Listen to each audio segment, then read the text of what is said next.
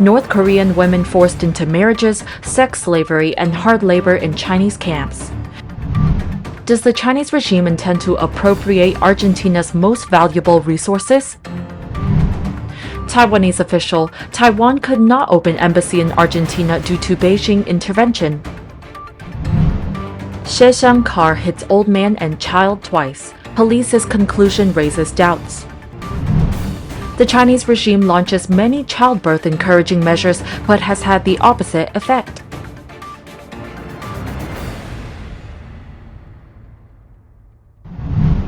Thousands of North Koreans are being poorly treated in China's border area. Global Rights Compliance, an international human rights law firm, revealed the situation on March 24th from a new study. Specifically, after defecting from the land dominated by Kim Jong-un's family, North Korean women were forced to marry Chinese men, either as sex slaves or to work in detention camps in China's red zone. According to The Telegraph, GRC's North Korea lead legal advisor, Sophia Evangeliou, said the tragedy began when the Chinese Communist Party implemented lockdown orders to combat COVID. Many North Korean women were trapped in the CCP's lockdown areas, and so they soon became easy targets for sex traffickers.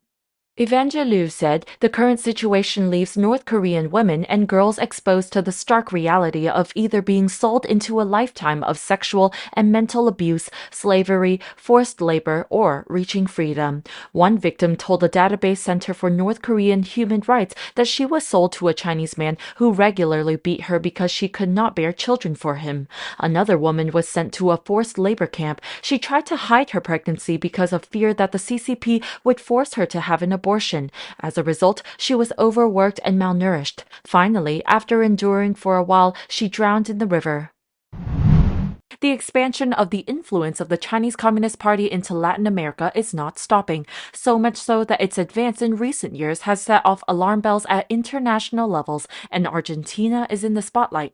On March 23rd, the International Coalition Against Illicit Economies published a report focused on one of the most prized businesses for the Chinese regime in this country, lithium.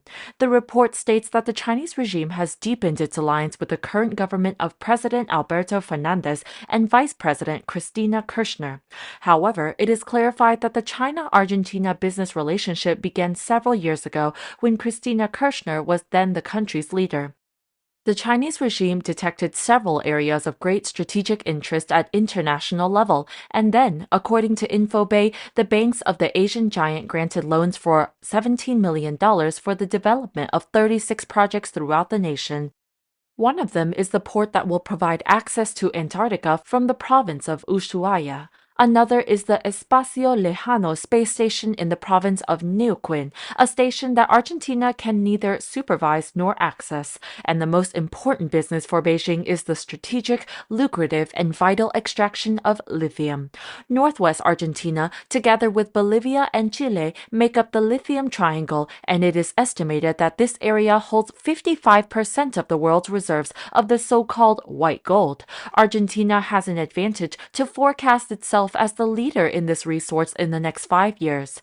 This forecast is based on the latest lithium export records that show an increase from $206 million in 2021 to $696 million for the following period, which is expected to triple in the years to come. Basically, this white gold has become one of the fastest growing economic sectors in the country, even though it is only found in a few provinces. 41% of lithium reserves are in Salta, 22% in Catamarca, and 21.45% in Jujuy. Multiple foreign companies have tried to enter this business, but for the moment, Argentina favors the Chinese regime. Many probably think that doing business with Beijing is just a mere investment, but what is the real cost that a country has to face after negotiating with the Chinese regime? On March 23rd, InfoBay reported that the Asian diplomats, headed by the head of the delegation, Zhou Xiaoli, are demanding to shorten implementation deadlines for the takeover of a large part of the energy sector and are urging the Argentine administration to grant them the management of canals and navigable rivers. Apparently, the Chinese regime is about to take over the hidrovia, the river transport of more than 2,100 miles long, which runs through the Paraná and Paraguay rivers and allows navigation between the ports of Argentina, Brazil, Bolivia, Paraguay, and Uruguay. This is an incredible grain and foreign trade business for China, and this strategic point could be left in the hands of the Chinese state-owned company, Shanghai Dredging, a company that, according to Infobay, does not meet the technical requirements for its acquisition. Taiwanese Vice Foreign Minister Alexander Yui said in an interview with Infobay that if China's regime had not intervened, Taiwan would have opened an embassy in Argentina.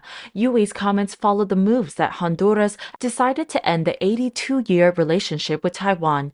He said that if Taiwan wants to open an embassy in Argentina, it would not ask Buenos Aires to stop its relationship with Beijing. That is to say, Argentina is free to maintain both relationships simultaneously. However, Yui added that Taipei's opening an embassy in Argentina is a thing that Beijing will not accept because it wants to isolate Taiwan. In the interview, the Taiwan Vice Foreign Minister pointed out that China's regime has broken many promises to South American countries. For example, it has failed to fulfill commitments related to projects such as the canal between the Atlantic and Pacific Oceans in Nicaragua and the airport and harbor in El Salvador. Meanwhile, Taiwan has recently become an essential partner of Brazil, Argentina, Chile, and Mexico in economy, culture, science, and technology. Yui said that the Chinese Communist regime failed to isolate Taiwan as more and more government officials and lawmakers in many countries stood up against it and visited Taiwan. Yui believes that what is happening in Ukraine shows that it will not be easy for a larger country to invade and force a minor democracy into submission. He also calls for the world to help Taiwan prevent an invasion by the Chinese Communist regime. At around 7:20 a.m. on March 24th, an older man and a child were crossing the road at a pedestrian crossing in Ningbo, Zhejiang, when a car struck the two, and then went into reverse and ran over them a second time.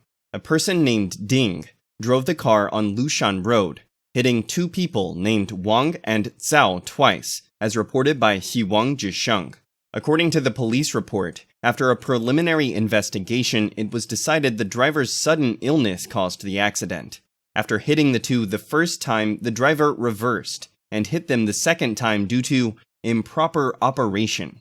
A surveillance video posted on the internet shows that while an older man and a child were walking across a road, a white SUV crashed into them, knocking them more than 10 meters, about 33 feet away, after running over them. The SUV then traveled over 50 meters, 164 feet, hidden from the surveillance camera's view. At this time, the older man struggled to crawl to the child. About 30 seconds later, the car quickly backed up toward the two, and ran over them again before stopping. Netizens suspect this action of being deliberate. According to Sina, the two injured people were taken to the hospital.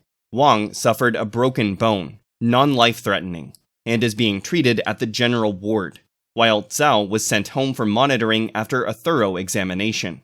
Miraculously, neither was seriously injured. This news then became a Weibo hot search. Many netizens have angrily commented on the police's response. It doesn't look like an improper operation at all. Backing up that far, hitting that precisely, running over them again. Who do you lie to? Improper operation. This technique is so formidable. Can accurately back up and run over. Isn't this intentional attempted murder? Let's talk about the driver's background. In front of many people, he still dares to turn back to hit people. Really hard to understand. The more information is released, the closer to the truth. Last year, China experienced the first negative population growth in the past 60 years. The falling birth rate and an aging population has become urgent social problems that must be resolved immediately. China's local communist authorities, to encourage childbearing, have launched many subsidy measures, but they seem not to have received a favorable response from the public. Beijing News reported on March 21st, Weifang City, Shandong Province, recently announced to encourage the birth of a third child, the local authority will offer incentives such as increasing maternity leave, subsidizing home buying, and reducing education costs. Regarding the education cost reduction, Weifang City has proposed to exempt tuition fees for the family's third child if it was born after the fertility law promulgation from May 31st, 2021, to help them attend public high schools. Zhejiang cited netizens saying the third child's high school attendance is many years later and the government's vision is too long-term. Their policies often change too quickly. Moreover, there is no guarantee that the child will receive free tuition. Some netizens also said, compared to the cost of raising a child, this incentive is just a grain of sand in the desert, equivalent to buying a Ferrari and getting a 250 yuan $36 discount. Sohu also recently reported Zhuzhou County, Shaanxi Province, announced a childbirth encouragement policy which adds 10 points to the middle school entrance exam for the second and third children. Some netizens pointed out this is very unfair to a single-child family. Some said siblings also have different classes. Xiang Bingxi, director of China's 21st Century Education Research Institute, thinks policies like those in Weifeng and Zhuzhou will only increase educational anxiety, which is an important factor in people's unwillingness to have children. Any approach that unfairly treats children will make things worse. On March 23rd, a Chongqing resident named Ku told Zhejiang, young Chinese people nowadays don't want to have even one child, let alone 3. It's just the cost of raising children is too high and the unemployment rate is increasing. How could I feed my children if I can't feed myself? Zhou in Hunan told Zhejiang his neighbor had 2 children who did not pass the public school entrance exam and could only attend private school, which the annual tuition fee is over $5,800, 40,000 yuan. In addition, their family only has a mother who works part-time, earning about $250 to $430 per month. Her annual income is less than $5,800. He said, if China wants to encourage people to have many children, the only way is to increase welfare. Someone has calculated from the time a child is born until they graduate from university, it takes about $87,000. An ordinary family can't bear this cost. Chinese people don't get a penny of welfare even if they have to pay taxes. If this system and policies don't change, the Chinese people's fertility will continue to decline. According to Beijing's official data on March 21st, Beijing's population was just under 22 million at the end of 2022, a decrease of 43,000 people, the city's first population reduction in 20 years.